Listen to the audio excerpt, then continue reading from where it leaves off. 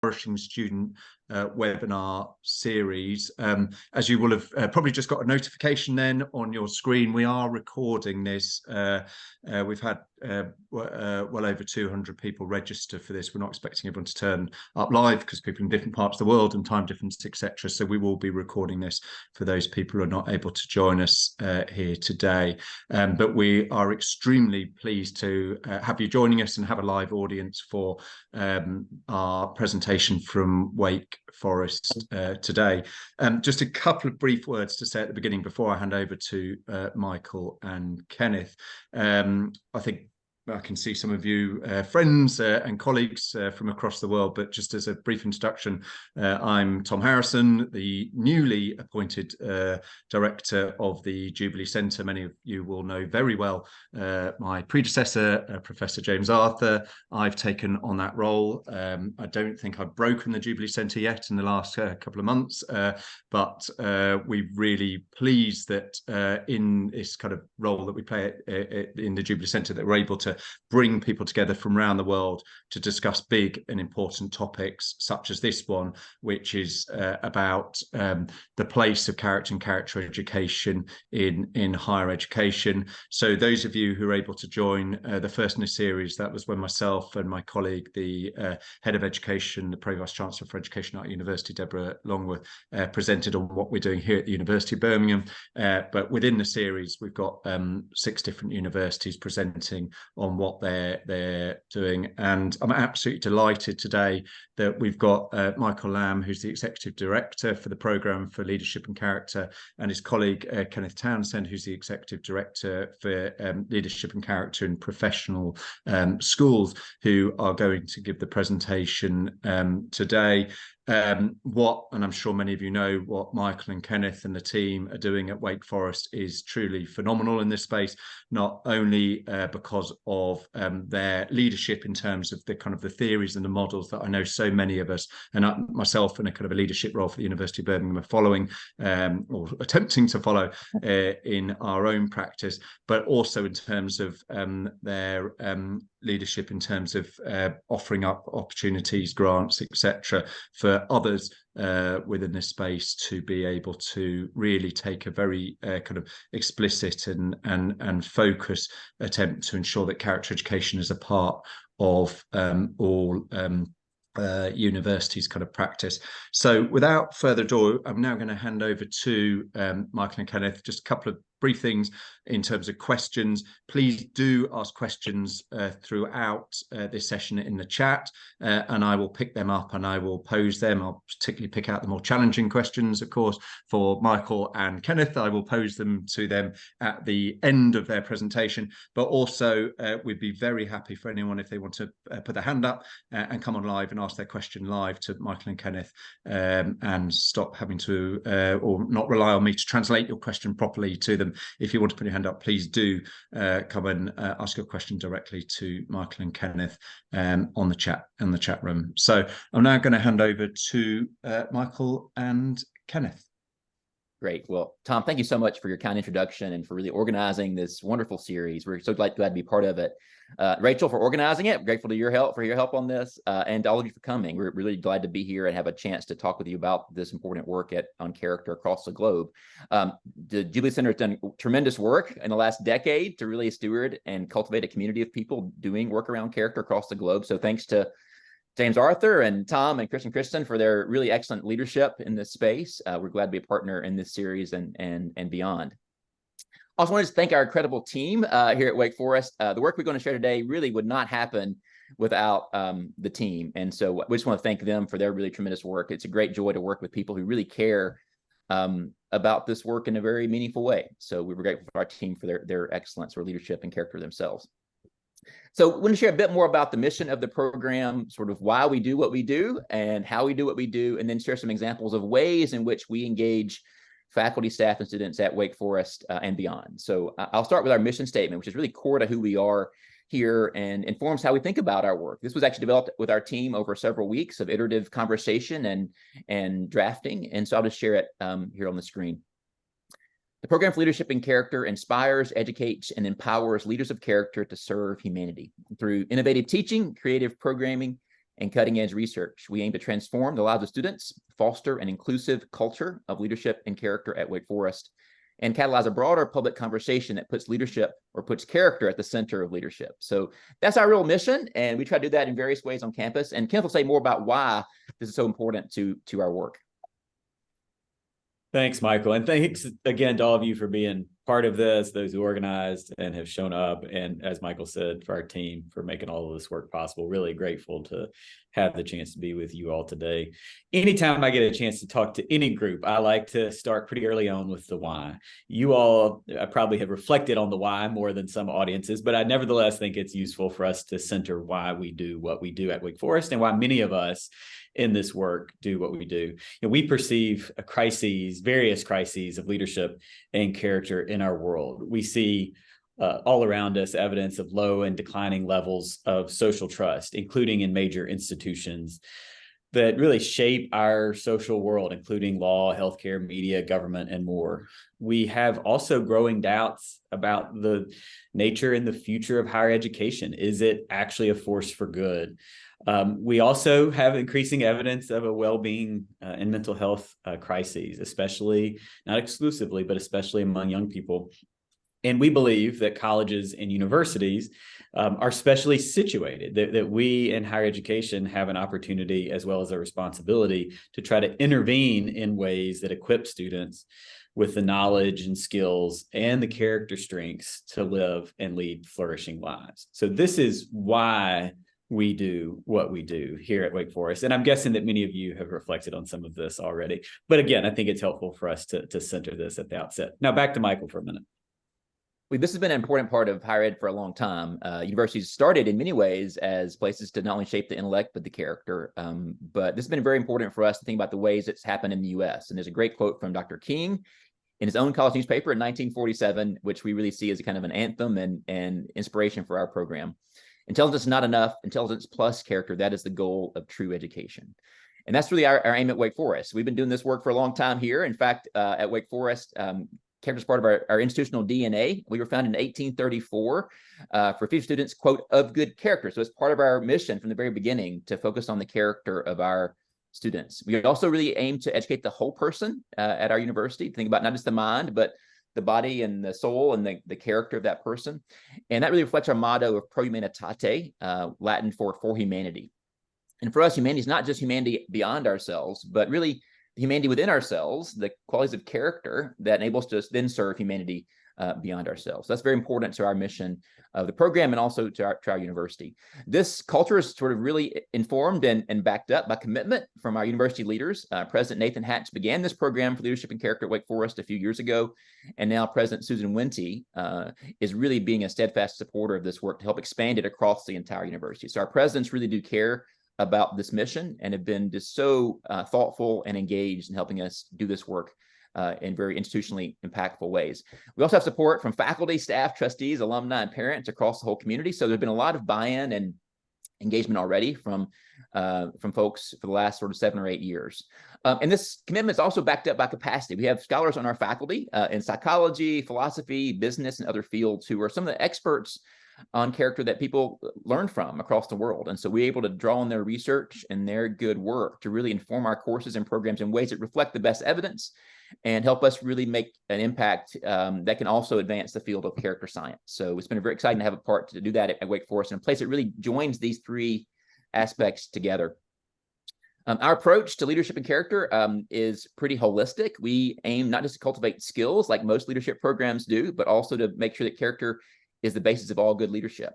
We all know that we can find leaders with very effective skills at communicating or delegating or mobilizing followers who, without good character, use those skills for very pernicious purposes. So we want to really make sure character is the basis of all leadership we help teach here.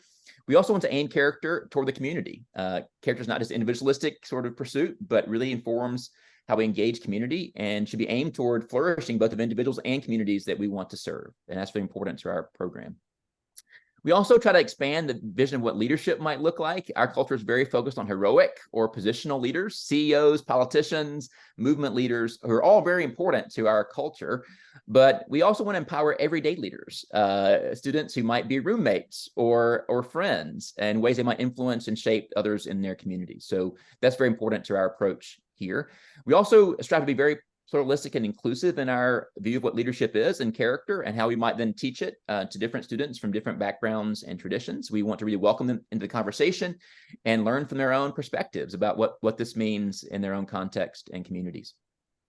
We ground this work in the liberal arts, so we draw a lot on various fields across the university, but also make sure we include fields that often aren't studied in leadership studies: history, literature, philosophy, religion, music, theater, dance. We do a lot to think about the ways that different fields might inform and offer a very fresh view of what leadership and character might look like. And finally, we do this work also based in research on character and leadership. So we do have faculty here doing this work. We try to advance it ourselves and make sure that what we're doing actually can be measured and assessed to make sure it's impactful, and if not, to improve it to be more so. And as Tom mentioned, we do have various theories we use to help do this work in ways that does reflect research in the field. Colleagues at Oxford and I have developed these 7 strategies that we use a lot in our programming at both places to help people think about how to engage students, faculty, and staff in character formation. And you can see these strategies here. I won't go through each one of them, but you can see the link to the chapter there below. I'm happy to share the article with anybody who wants to read it later on. So over to you, Kenneth.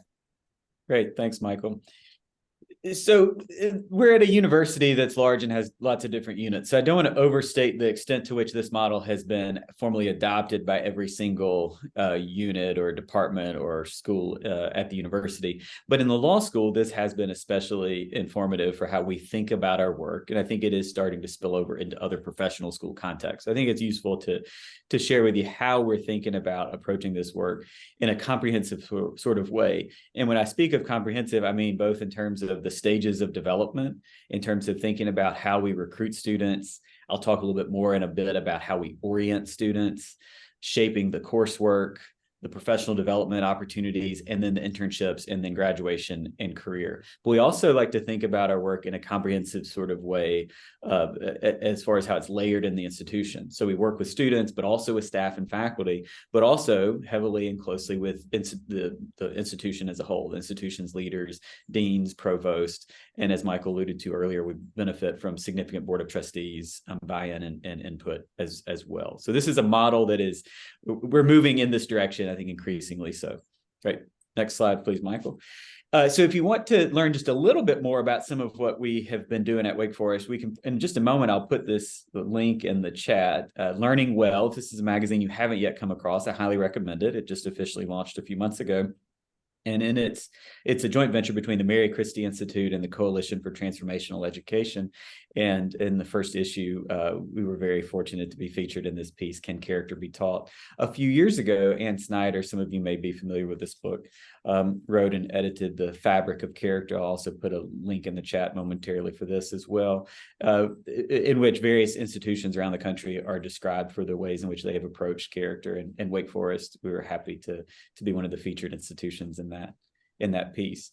So now we're about to shift our attention to some of the areas of our work, what I often call the buckets of our work. And Michael's going to start this one off, and then I'll jump back in momentarily. Back over to you, Michael.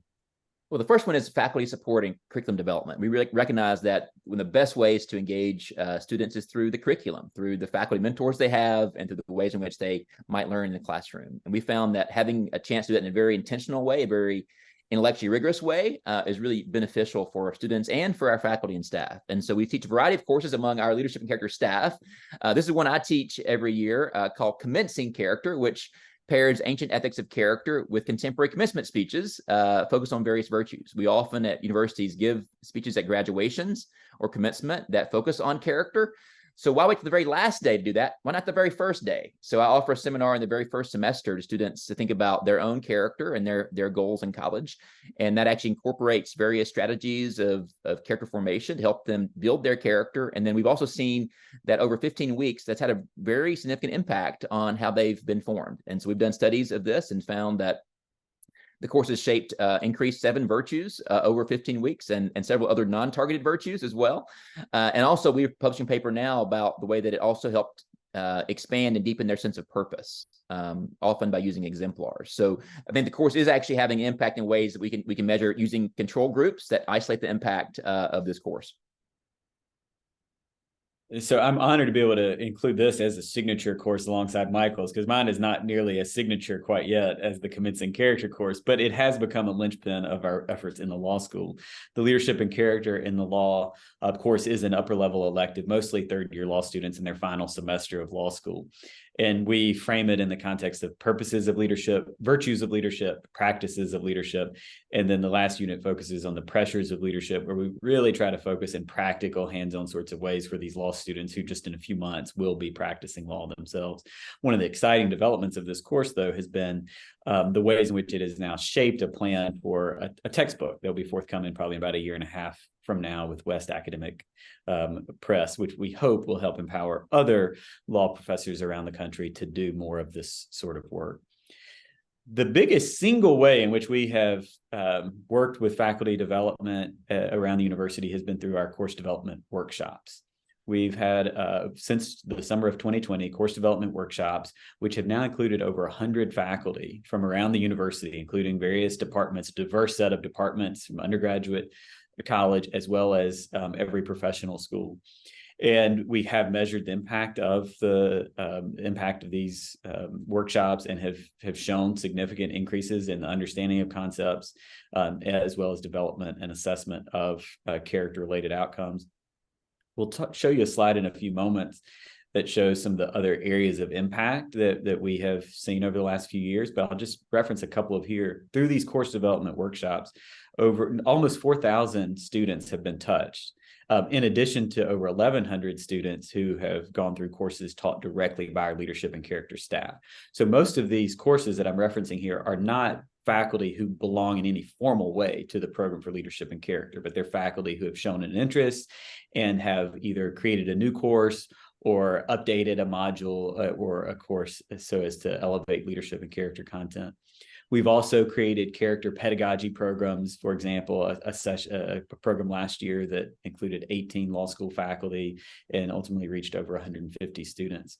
One of the ways in which we have also worked closely with our faculty and staff around the university is through our partners councils. We have 2 separate partners councils, one that focuses on the undergraduate population and one from the professional schools. And we use these partners councils as a way to understand better what the needs and opportunities are throughout the university. We also use these as an opportunity to share what we're doing so that our members of the Partners Council can go back and be ambassadors for the program. And we also have used them at times when we're brainstorming for new grant opportunities. What are the needs? What are the opportunities that you see? And this has further, I think, deepened the support and engagement with the program in pretty robust ways. Back over to you, Michael. You can see here some of the courses that have been designed for these workshops. Some of these are postdocs we've hired for our faculty, or others that people have taught at Wake Forest in the college. And you can see the different sort of from computer science, communication to education and entrepreneurship. So very wide range. This is just a handful of the many courses that have been now developed, focused on leadership and character across different fields. We want to help faculty reach students in their own fields where they are to make this work relevant to them in their own interests and professions. We've also done work in more holistic ways with different departments. The engineering department has been one of our most sort of collaborative partners the last few years. We've done a very intensive and holistic approach to their new curriculum development for their new engineering department at Wake Forest. And so we've helped to integrate modules on different virtues across almost all required courses, which is really a way to kind of integrate this in a very embedded way, rather than having one engineering ethics course on the side, doing it throughout all courses to make sure students are getting a real depth of character formation. We've been also offering workshops and resources for faculty, including a handbook we're working on now to make sort of faculty who don't know about character, who don't learn character in engineering PhD programs, understand the best ways we can sort of use that research to inform their design and their teaching. We've been presenting about this at conferences and offering publications, and also have a module on the Keen Network's Engineering Unleashed. This work's been supported by Keen, which is a part of the Kern Family Foundation, and we're grateful for their support to make engineering a really great sort of garden for this work here at Wake Forest. Great, thanks. So these are also just a few examples of courses, new courses or redesigned courses in the professional schools over the last few years. And I'm not going to read through all of these, but what you'll see is a pretty good sampling of courses from medicine, law, business, sustainability, and divinity. As Michael noted, engineering has been an area where we have partnered more extensively. In the professional school context, the law school and med school is where we have spent increasing amounts of time, in part because of a major grant we received from the Kern Family Foundation a couple of years ago. So that has allowed us to significantly expand our partnerships, including curriculum development opportunities. Michael, if you want to go ahead and move on to the next slide. There we go. Thanks. So in the law school, this has involved hiring a new team member whose full-time job is to work with faculty to host retreats, develop pedagogy groups and reading circles, host faculty development workshops for everybody, in addition to the more focused efforts. And one of the things that she spent a lot of time on in the last few months is working with our clinical law faculty. The clinical faculty are the ones who work with students to do that translation piece, right? It's not just the classroom work, but they're actually working with clients. So just a couple of weeks ago, we had a speaker come in focused on intellectual humility and the practice of law. And this involved over 100 people, including faculty and students, going through workshops. And then this bled over into a series of other efforts in programming. And now the clinical law faculty are interested in continuing to think about ways in which other sorts of virtues can be incorporated into the way in which they teach students to interact with clients. On the School of Medicine front, we have also significantly expanded our partnerships, including in the curriculum. Right now, we're developing a new professionalism pedagogy coaching program, which will involve one of our team members working closely with medical school faculty to think about character-based approaches to professional identity formation in the School of Medicine. How can we think about professionalism as not simply a matter of being polite and showing up on time, but think about professional identity formation in a more holistic, character-based sort of way. We've been involved in a revamping of the required medicine and patients in society course, which is for first and second year med students, so as to elevate and integrate leadership and character content throughout. We've also been working with one of our colleagues in the medical school to redesign clinical simulations so that students are attuned to the character-based dimensions of the ways in which they are preparing to interact with clients.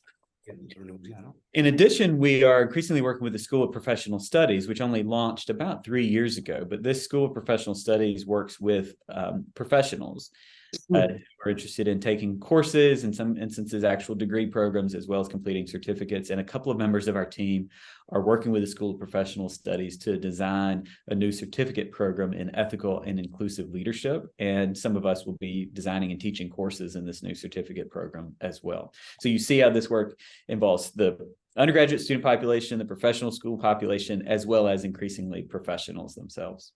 Over to you, Michael.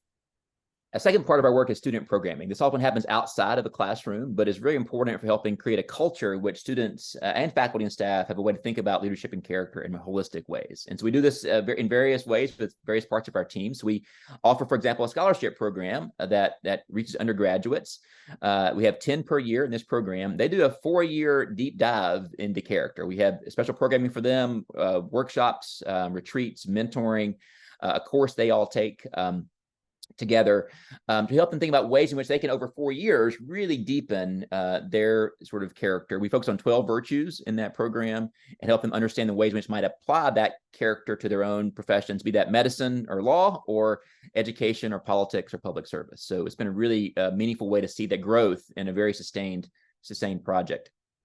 We also offer ways for other students who aren't in that scholarship program to be involved in our work. We offer discussion groups every semester that are quite popular among students. About 50 per semester join these groups on different topics. We have one on what is college for, kind of the basic one on how to think about the aim of college, how to sort of think about character as one of the purposes you might try to sort of seek when you're in undergraduate education. We also have ones that are more thematic on virtues and divided times, for example, or friendship in the digital age, ways to help students thinking about different topics, have a set of readings and conversations and a faculty or staff mentor to guide them through these discussions. We also have an initiative at Wake Forest called Call to Conversation, which is really a way to kind of encourage conversation across difference. In a very divided time, we found that we often don't have discussions that actually really humanize each other and share stories about who we are and what we believe and think. And so this is a way for us, often over a meal or sometimes over Zoom. As you can see here, we try to have discussions focused on particular themes that invite a deeper conversation that might then help us understand each other in more complex and holistic ways.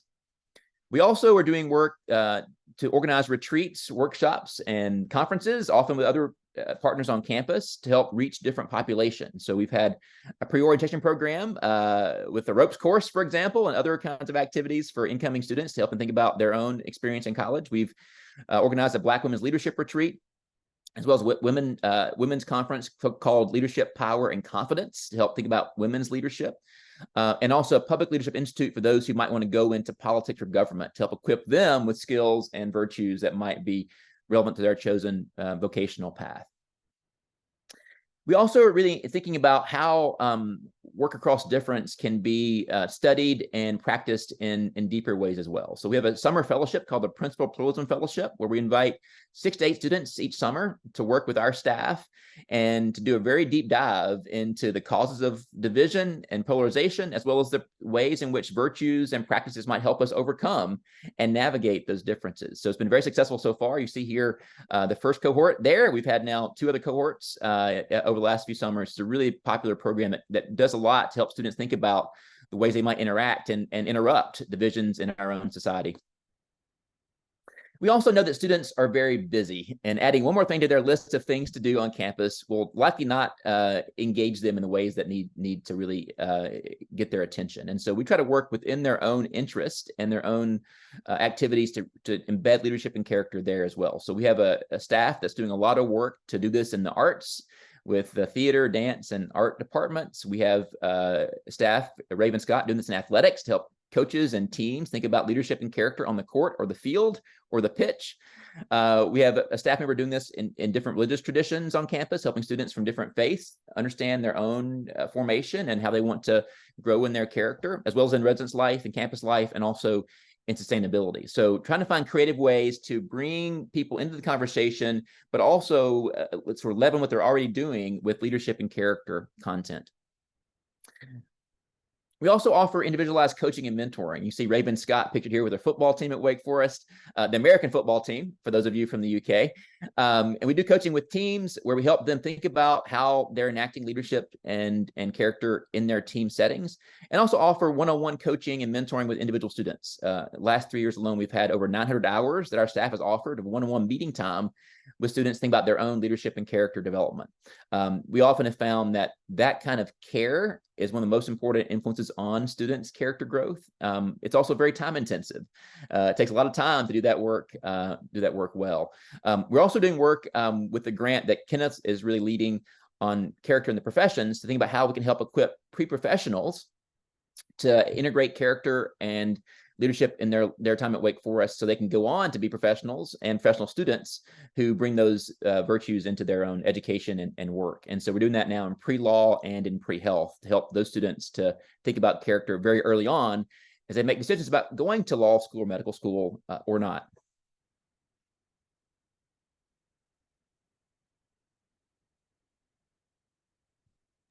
Sorry, I had muted myself momentarily there.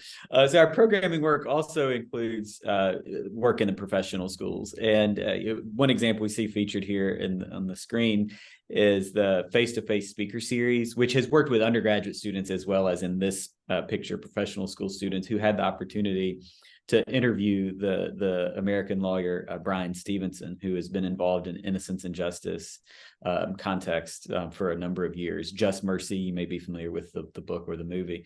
And in this session entitled Leadership and Character in the Professions, we had representatives from law, medicine, business, and divinity on stage interviewing Bryan Stevenson. And it was, I think, just an extraordinary experience for the students and for Mr. Stevenson as well. In addition to these sort of high-level experiences. I think some of the higher impact programs involve the cohort programs, and our leadership and character in the law cohort has probably been the most robust of the cohort programs in the professional schools over the last few years. And here you see pictured a graduate from our first ever leadership and character in the law cohort. And this involves working with students. We have a team member in the law school who works closely with these cohort members now to provide kind of ongoing opportunities for reflection and mentorship to help them have space for reflecting on who they are and who they're becoming and what's the relationship between their values and their upcoming work. Because it might be a surprise for some of you to hear, but the practice of law can sometimes present challenges for our character and our values. But we've also had a number of other cohort programs, including Flourishing in the Professions, a narrative medicine cohort, a separate reading group cohort that was centered around Brian Stevenson's visit, as well as a climate justice and sustainability cohort. These kinds of cohort experiences provide students the opportunity for ongoing relationship development and mentorship and engagement. We also have in the medical school, launched recently a Center for Personal and Professional Development. And this Center for Personal and Professional Development provides opportunity for every single entering medical school student at Wake Forest, 160 or so in each entering class, to develop a personal development plan, a character-oriented personal development plan before they even start classes in the medical school. And then they work with coaches, who you see pictured here at the bottom of your screen, to take stock of that plan every so often as they move forward with their academic careers. And our hope is that this will provide helpful check-in points for these students to recall what they care about, what led them to come to medical school in the first place, and how they can stay attuned to their commitments and values as they proceed. In both law and medicine, over the last year, especially this last fall, especially, we ramped up our orientation efforts significantly, so that when students early in their time at law school or medical school start hearing about leadership and character, they don't find themselves thinking, "Now, what is that again?" In both law and medicine, we had about 8 hours in orientation focused on leadership and character before they even started their first class, which we believe is very valuable and important time. It primes students to see the value of this work, not only so that when they have leadership and character explicitly put in front of them, they're attuned to it, but also so that they can find creative ways of thinking about leadership and character in the context of just everything that they're doing in law school or medical school. Over to you, Michael. A third part of our work is research and publications, and we do this in various ways to help think about how we inform the work we're doing and how we also measure and assess it. So in the last 3 years alone, we've published about 100 articles, chapters, or books from our team on these topics. You can see one here that colleagues from Oxford and I have published on cultivating virtue in the university. And for those of you interested in 7 strategies, that chapter is included in that book. I see a chat reference about that. We also published articles in various journals across different fields, from education to psychology to law, and even in STEM. And so we're trying to figure out ways in which to really inform different fields and share what we're doing to reach different audiences of faculty, scholars, and students in different areas. We've also given a lot of presentations across the world as we think about how we share this work for the broader audience, and also learn from ways in which people are doing it elsewhere. So we really want to invite you to share your own ideas and insights from your work after this presentation. Much of our publication work really focuses on assessing our courses and our programs. See a couple articles here we published about the signature course I mentioned, the Commencing Character course, to measure the ways in which that course, when using control groups and pre and post surveys, both quantitative and qualitative, can assess character growth over time. So we're doing a lot more of that research now to analyze other programs and show the impacts of this work on students who are part of those. We also try to think about how we engage a broader audience. Part of our mission statement, you may have remembered, is to catalyze a broader public conversation on character and leadership. And so we're doing that hopefully through various other op-eds and articles that reach popular audiences. And we have a hope in the coming months to do more of that work as we share this work with a broader public. Then finally, we also know that research can come in various forms, and we also care about research that actually is creative. And we have some really creative people on our team who are doing work to share their insights through the arts. And so Ann Phelps on our team the director of programming, wrote a wonderful children's book called The Tower and the Well about the pursuit of purpose and meaning. And it won an international art competition last year. So really, really impressive work there. The piece she did there in the center, the mosaic with Donovan Livingston, another colleague of ours, also won an art competition for after the January 6th insurrection in the US to think about ways we piece together leadership and character and reconstruct our own narratives of that.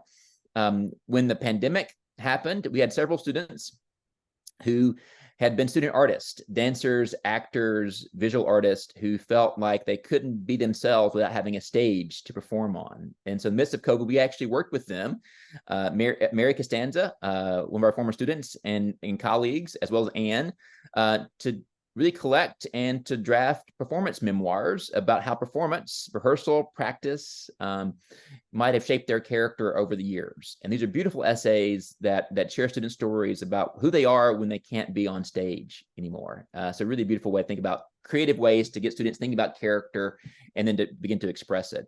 Anne also is a trained musician and lyricist, and so she helped write a new song for our president's inauguration a couple years ago. So trying to find creative ways to integrate these themes into the arts and to use the arts not only to express our character, but to also to deepen and expand it.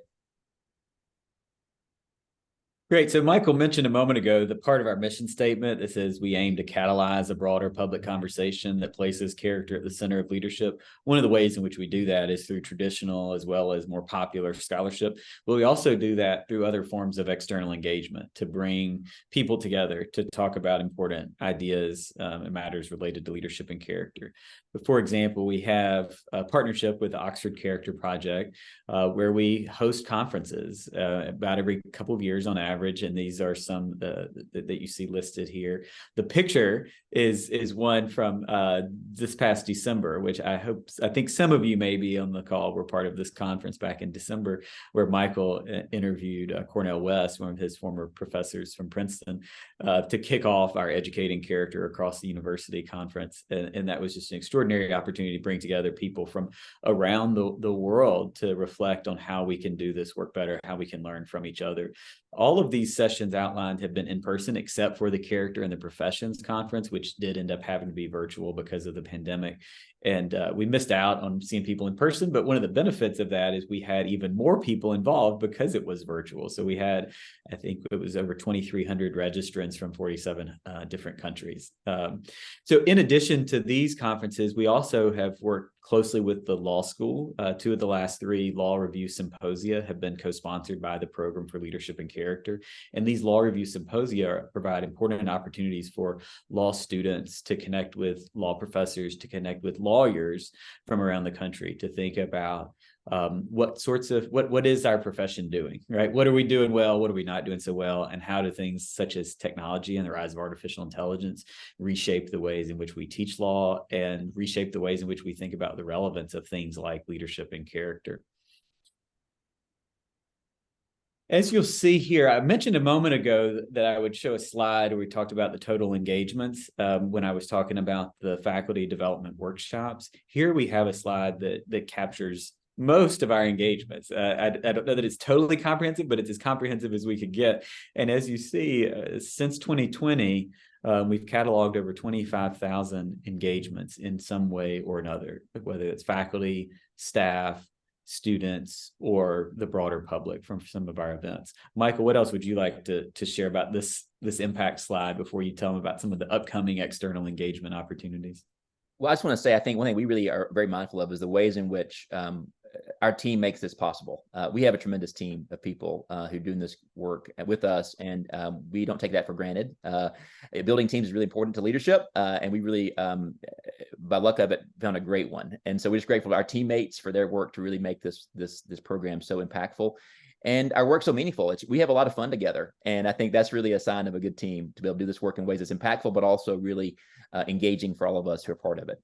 So we are beginning to expand this work now, as Tom mentioned. We just launched this past week the Educating Character Initiative. This past year, we received a grant from the Lilly Endowment of $30 million to help sort of expand this work across higher education. And so we're very excited about this initiative, which really helps us, as Tom mentioned, to sort of support a global network of people interested in doing character work in their own colleges and universities within higher education. So we just issued an invitation to community for those of you who are interested. We hope you all will sign up and register for this community to share resources, to collaborate on research, to participate in conferences, and also to apply for funding. We've been offered some funding to give grants to other institutions who might want to do this work in their own context, in their own ways. And so the 4 kinds of grants we're offering to U.S. institutions. This has been a U.S.-focused grant initiative, but an open community to anyone across the globe. But the grants are for institutions who want to have an impact across their entire institution through launching new initiatives or courses or requirements for their students. Smaller grants that for those who might not be doing this yet or in a major way, who can build capacity for a year or two before applying for a larger grant. We also have grants for individuals, including teacher scholar grants up to $15,000 for those who want to do research on a virtue of character or how character might apply to undergraduate education, or to develop a new resource for a class or for a program that might be beneficial to their own teaching or their own institution. And also grants to help those who want to learn more about character, who maybe be newer to the process or the field, to go to conferences or gain some expertise in how to do this work well. So we'll be organizing lots of convenings in the next few years, workshops both in person and also online. So we hope you'll register. You can see here a QR code that will give you to the link to the Educating Character Initiative. Dr. Beth Purvis is our leader of that initiative, and you may know Beth from her work with the Kern Family Foundation for years, doing work on character. And so we're glad to have Beth as a teammate to help lead this initiative in ways that be really impactful across higher education. So we're excited about this new initiative and what it can mean for, I think, a global community of people doing work that can support each other and inspire each other and help us all learn how to do this work in the most effective ways. So with that said, I just want to offer a word of thanks to our partners, supporters. We have many people who make this work possible. You can see the foundations listed there who've been so supportive of our work: the Kern Family Foundation, the John Templeton Foundation, the Lilly Endowment, and also the Kirby Foundation. So I want to thank them for their support and many others who make this work possible. So we'll conclude there for now. If you want to learn more about our work, our website is here, as well as a QR code to get to the main website. We would love to hear from you and also hear questions and comments in the Q&A. So I think at that point, Tom, we'll turn it over to you for questions. Perfect. Thank you so much indeed, Michael and Kenneth. It's almost like you had rehearsed that. Your changes between the slides were quite something to behold. Absolutely fantastic, and something for everyone, I think, there. I mean, what more could you want from a presentation with just a huge menu, a smorgasbord of different activities that you might be able to implement or adapt into your own area, and then finishing off with some funding for you to be able to think about how that you might be able to do that in your own institution as well. I mean, you can't get better than that. Lots of ideas, and then some sense of where some funding that you might be able to implement in your own areas. But so questions are coming in, but I would like to just start by asking the questions. They're coming in both the chat and the Q&A, but I'll start with the ones in the chat, and then we'll move to the Q&A one. So we've had a comment which basically I think most of us would broadly agree with, but you might want to comment on the comment, which is, I think most of what you do is not teaching characters, more supporting students in their own largely self-driven kind of learning about character development. So I think the question is from Lachlan is, what are the pros and cons of framing the program as being about teaching character versus actually supporting students in their own self-driven character development? So I suppose it's something between, top down, explicit, kind of teaching of character education, and more kind of facilitating opportunities for students to kind of go about that character development themselves. So could you start with that? Yeah, it's a great question. I think we really try to do both in our program. We do have some explicit teaching around character in different courses and programs where students understand what the virtues are, why they matter, what vices might oppose them. And so there is some very explicit training and readings, as well as some classroom discussions of those topics. But we also want to make sure that these aren't just knowledge-driven ways we do character. We also want to make sure that students can habituate and develop in very personal ways these character traits and virtues. And so we do want to facilitate, very hands-on and engaged activities that support them, whether in the classroom or outside the classroom, in getting this work. We found that kind of connection between theory and practice is really impactful. In other contexts, we found that if you just do work on what character is or what matters, different virtues, students don't take it up as much. We're actually giving them chances to actually cultivate it, to develop it. Practically makes a big difference. So we're really trying to do both those things and how we approach this work in the college, especially. But Kenneth, what about the law school and the medical school and the professional schools? Yeah, I agree with all of that. I think if you go back to look at the 7 strategies that we showed earlier, I think that those have to do with both the cognitive dimension, the literacy component, but also habit formation and how we can enable students to become the sorts of people, not just have the knowledge, but to become the sorts of people who can live and lead with integrity. Perfect. Excellent. So next question, I'll move to the Q&A part of Zoom, and this is from my colleague here, actually, here at the University of Birmingham, Sabina, who's really just asked. She's already starting to make connections she's particularly interested in medical education and phronesis and character in those spaces, and it looks like she's reaching out to your colleagues like Wislop Whiting and others. But I suppose any comments on how we facilitate kind of networks and connections around particular areas, maybe professional areas that higher education are interested in? What way can others might do in that space to, in law, in medicine, and in teaching, etc.? Mm-hmm. Yeah, I'll briefly jump in here. So you may be familiar with the Kern National Network, which has provided and is a growing network of medical schools, at least at the moment, primarily American medical schools, but I'm wondering if there's a way to. I don't want to speak for the Kern National Network, but I don't think that what we're doing at the Kern National Network precludes engagement with institutions beyond. But that has proven to be a very valuable resource for us at Wake Forest and for medical schools around the country to think about more holistic approaches to medical education and how we can integrate caring and character. And I'll just put a link in there. To the KNN. So that in the American context has been very helpful. But I'd be very interested in thinking with you and others, perhaps on this call, and others, about how we can think more internationally about medical education. On the law school front, we have been in conversation with a handful of law schools about how we can partner together more productively. Again, these have been mostly domestic in the U.S. context, because it does seem like there's a growing need. As some of you may be aware, the American Bar Association, which is the regulatory entity that governs legal education and various aspects of legal practice, has just adopted new standards that require law schools for the first time ever to aid students in what they call aid students in the development of a professional identity. And the professional identity, according to the ABA, includes the values, guiding principles, and well-being practices considered foundational to the successful practice of law.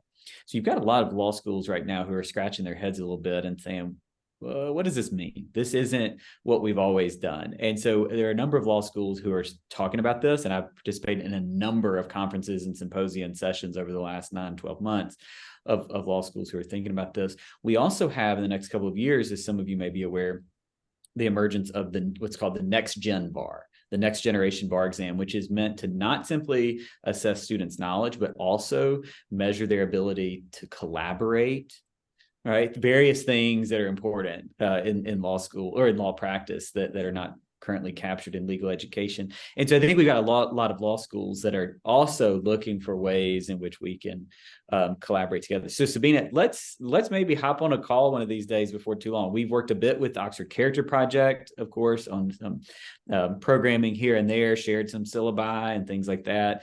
And I'd love to get to know all of you better. I know Michael has a longer standing relationship with all of you at the Jubilee Center, but I look forward to getting to know all of you better and collaborating more with you also. So lots of opportunities. I hope that scratches the surface in a way that might be useful. That's excellent. Thank you, Kenneth. And Sabina has actually followed that up with a piece at the chat, which is why have you got all the money over in America with your big foundations, and why have we not got the same foundations here? But I won't ask you to answer that question because it might not be fair at this point. But what we would like to ask Well, next question is coming through from Veronica, our friend in Madrid, who's doing great work out there. And it's a really pertinent question because, as you mentioned, kind of character is a lot in what we exemplify and staff exemplify across campus. So how about kind of forming character in staff rather than just students? Mm-hmm. Yeah, we've been thinking about that a lot as well. And part of what our workshops do in the summertime with faculty is introduce them to character formation. And several have commented on the ways in which learning about the 7 strategies there for their classes have actually shaped their own character. And so we really want to think about ways that might be a byproduct of those workshops. We also have a member of our staff, Kathleen Steinley, who's working with our staff on campus to do some discussion groups with them about their own character formation. Those are very popular. They get filled up almost immediately. And so we're now working with our office in human resources, think about ways in which we might integrate character and leadership content throughout some professional development workshops across campus. So I think there's real opportunities for us to really begin to expand that. I mean, our first sort of charge was with students, but as Veronica knows, and as all of you know, without faculty and staff who can then both model and instruct and exemplify the kinds of character we care about, then the techniques even won't be quite as effective. So we're hoping to think about ways to cultivate sort of ways to give them chances to develop their own character and then to use that in the classroom and beyond. Mm-hmm. Perfect. I'm going to move on quickly because we're getting quite a few questions in now, and I want to make sure we stop on time. So next question, we're staying in Spain, is from Rusilla, who asks about kind of character and extracurricular activities. You talk quite a lot about kind of the core programs. Clearly, that's very central to your offer. But what about character and extracurricular, which is probably where so many of the students, indeed, I would say in our university, most likely to come across character forming type programs and experiences? Yes, I think especially in the college, much of our work happens outside the classroom. So the programs we mentioned, the discussion groups, the retreats, the workshops, those are all optional, voluntary programs. And so we do find a lot of students engaging in that way. And that's a great sort of resource for it. One challenge of that is often harder to get them engaged in sustained ways. In the classroom, you have at least 15 weeks. In the US context, 8 or so, sometimes in UK universities.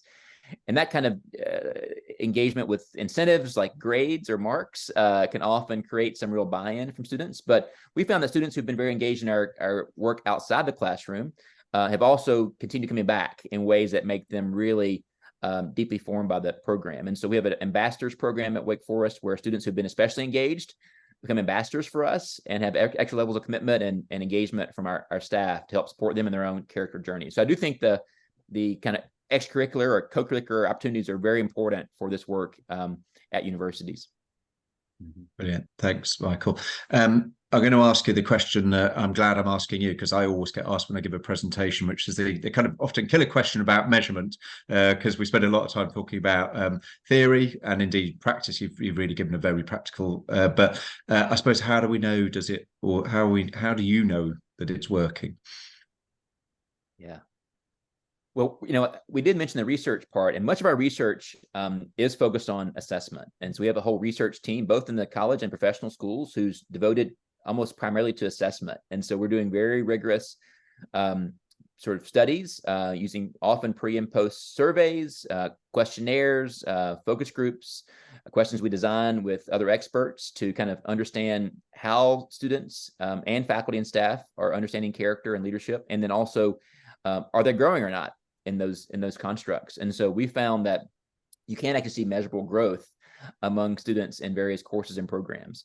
Of course, assessment takes a long time to do it well, over a long period of time, to make sure the character growth actually is sustained, not just a temporary blip. But we're doing that work now to kind of extend the length of the studies to make sure this character growth is enduring and not just a one-time sort of uptick. And so that's very important to our work. Kenneth, you've been doing a lot of work in the professional schools on this too. What would you add to that answer? I think that's right. Yeah, it's hard in certain ways. And I think it's easier to measure certain things than other things. It's easier to measure increases in virtue literacy, for example, than to measure someone's habit formation. That can be a little bit harder, for example, to know what person is actually doing outside of the context in which you interact with them. But I think it's important. It's essential. We do it so that we can better understand what we're doing, what's working and what's not working, so we can do it better, but also so we can try to share some of what we're finding with others and maybe get feedback and input from some of you all so that we can all do this work better. So it's hard, but it happens. And we have a great team on the professional school side, which is where I'm based, as well as on the undergraduate side, that's committed full time to doing this and doing it well. Perfect. And I think the more that we share the kind of measures and instruments and approaches that work at various different levels, from very high end kind of sophisticated methodology to something that's more university kind of easily applicable, if that's such a thing, with all the limitations that's likely to come with that, the better, I think. So that's sharing those is great. Paloma, if you would like to come on to the call and ask a question, because I don't want to get it wrong and I'm not sure where we're going. So if you want to put your hand up, I'll invite you in, Paloma, to ask a question about application. But I will move on to Matt's question. He just wants to know a bit more about partner councils work at Wake Forest, and the indirect and direct benefits of those. So if you could just expand a little bit more on the partner councils. Mm-hmm. Yeah, so I'll jump in quickly. In addition to the Wake Forest Partners Councils, perhaps we should mention we do have an external Partners Council. We have an external, it includes some Wake Forest friends and trustees and those sorts of folks. But it also includes leaders in higher education and various industries and so forth. We can put a link in a moment if you're interested. But our internal Partners Councils have provided a great opportunity for us we don't know everything, right? And so it gives us additional information as to what's going on. For my context in the professional schools, what are folks in the med school thinking? What are folks in the law school thinking? In the business school and divinity school, what are things that I might not otherwise know? And so it's information sharing, so they can come to the table and tell more about the particular needs and opportunities and how there might be some points of entry for leadership and character interventions or programming. It also gives me a chance, our team a chance, to share more about what's going on, so those Partners Council members can then go on and share that with their particular communities. And then there are some special opportunities, like I mentioned a moment ago, for example, when we're brainstorming for a grant. What is it? If we had additional resources, dream some dreams with me. Let's think about what you'd like to do. And then this actually happened in the preparation for our last Kern Family Foundation grant. We focused on this in a Partners Council. People came together with ideas. Some of those ideas were built into the grant. Then the grant, we ended up receiving the grant. And some of those ideas, I could then go back to folks in the Partners Council and say, here, like, you had some ideas and now we have some additional funding to make your ideas possible. And then that has really positive impact in getting that ongoing depth of support and engagement. Michael, what else would you add to that? I would add that. And also, when students are very busy, recruiting them to be part of your programs or courses is really important. And so these members also can help us recruit students who they know to be interested in these kind of questions into our programs and courses. So it's been a very helpful way for us to build community among our faculty and staff, and then think about the ways in which we can expand our program to meet faculty and staff needs on campus. Mm-hmm. Perfect. I'm literally going to ask one final question because we're pretty much on time. Jesse has actually asked two, but I'll ask the second question because I think it might be quicker rather than getting to deep Aristotelian philosophy at this point. Is just you talked a lot about how curriculum development happens in kind of specific courses, but also what work you're doing to kind of embed it into kind of the existing curriculum. Yeah, we're doing that in various ways in different departments and schools. And so, for example, with these workshops, we offer grants to faculty in the summertime to design a new course or module. And so we try to train them through 3-day workshops where we kind of teach them about leadership and character development and how to help equip them with that. They're often interactive to give them kind of assignments and ways to grow in their own expertise. We then offer some peer feedback and staff feedback on their syllabi and their modules to make sure we can kind of give more individualized attention to each different discipline. And then we have them submit their final assignment at the end. And we found that to be a really effective way. We have a paper coming out. We hope it's under review right now about the impact of this workshop series on our faculty, and think about the ways in which we can apply that to different fields. So we found that the embedding piece, with enough time, many faculty don't know about character. They're not trained to do character in their PhD programs, but once they sort of understand how it fits already with their own objectives and aspirations, they really take it on board and find creative ways to integrate it into their own fields. Perfect.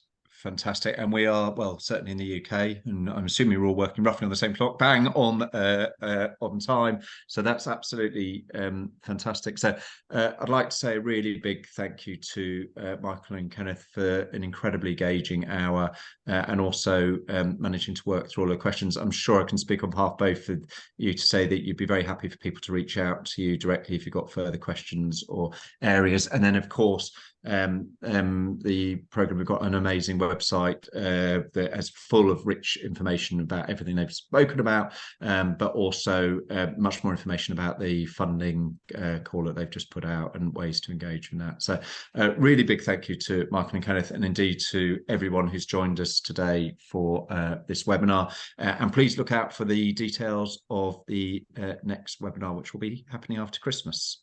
Thank you very much indeed. Thanks, everyone. Enjoyed it.